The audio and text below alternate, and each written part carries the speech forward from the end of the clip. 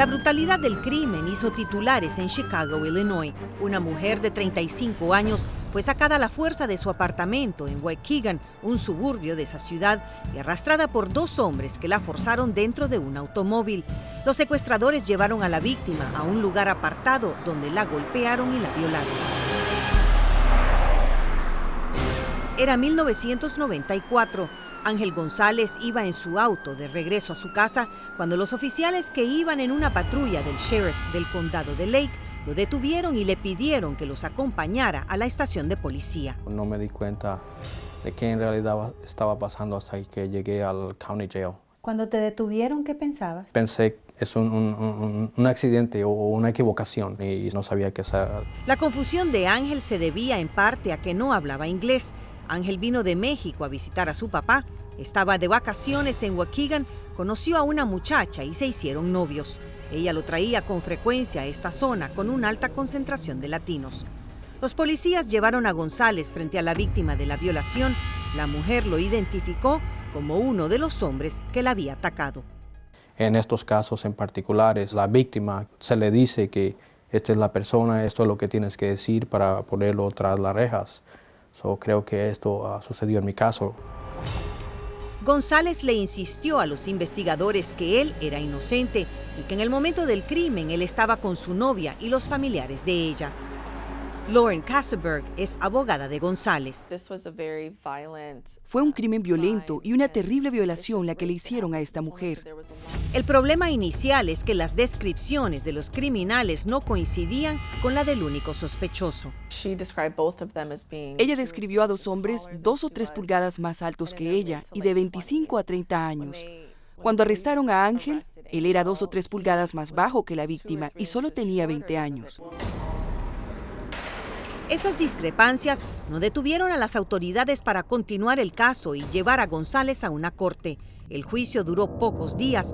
La novia de Ángel declaró bajo juramento que estaba con él a la hora del crimen. Sin embargo, el jurado no le creyó. Flor Martínez, la hermana de González, estuvo durante el juicio. Todos creíamos que como él tenía sus testigos, eso iba a valer, pero no fue así.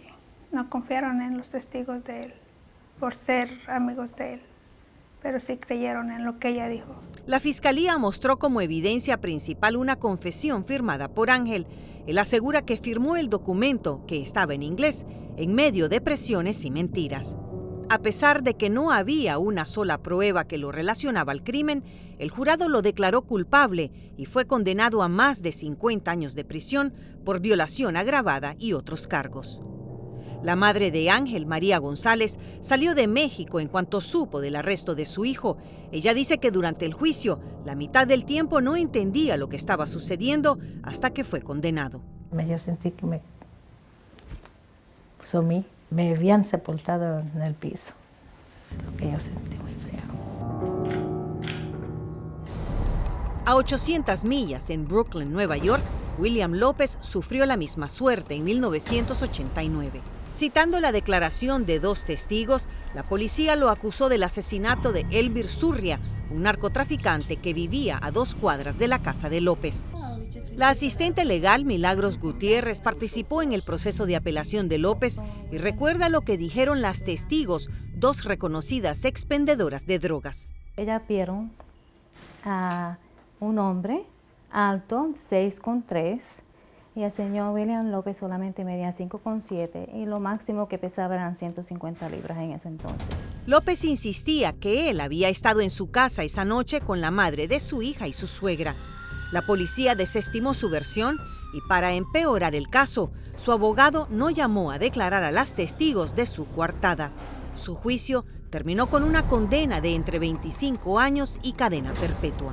El abogado de él no fue un buen abogado. No hubo realmente defensa. Poco importó que una de las testigos durante el juicio no pudo identificar a López como el asesino, y la segunda testigo, años después, se retractó y dijo que había mentido por presión de la fiscalía a cambio de una reducción de pena en otro caso por tráfico de drogas. No miran la evidencia, solamente juzgan. Quieren acusar a una persona por un caso y necesitan conseguir a una persona, la primera persona que encuentran, a esa es la que acusan. Mientras cumplía su condena, William López nunca descansó en su afán de probar su inocencia. En 1993 conoció en la cárcel a Alice Peso. Ella acompañaba a una amiga quien visitaba a su esposo. Llegamos a la prisión y el lugar era como una cafetería. Yo me senté y estaba hablando con Susan y este tipo llegó y Susan me lo presentó. William le contó su historia. Nos sentamos afuera a platicar y me contó por qué estaba ahí. Y yo dije, oh Dios mío. Me contó que estaba ahí por homicidio cumpliendo de 25 años a cadena perpetua. Y también me dijo que no lo había hecho. Yo pensé, si lo condenaron es porque lo hizo. En principio, Alice admite que no le creyó el cuento que era inocente, aunque asegura que algo sobre su manera de ser le llamó la atención y entablaron una amistad. El siguiente fin de semana lo visitó nuevamente. Ella dice que López le mostró algo que llamó su atención. Leí todos los documentos del juicio y me dije, esto no tiene sentido. Primero, dicen que es un hombre moreno de 6 pies. Dije, no lo hizo. Y ahí fue donde me convencí que era inocente. En poco tiempo, la amistad se transformó en algo más. Regresé todas las semanas, lo conocí en mayo y me propuso matrimonio. Nos casamos en agosto. De regreso en Illinois, después de algunos años en prisión, Ángel González le pidió a la corte en 2001 que se realizaran nuevas pruebas de ADN para constatar la identidad del violador, pero los resultados fueron desalentadores. Desafortunadamente la tecnología no estaba tan avanzada con la ciencia del DNA y no se pudo probar o excluirme del caso con el DNA. Adentro de la prisión la situación estaba muy tensa. Un motín se salió de las manos de los guardias. Hubieron mucha gente de diferentes celdas.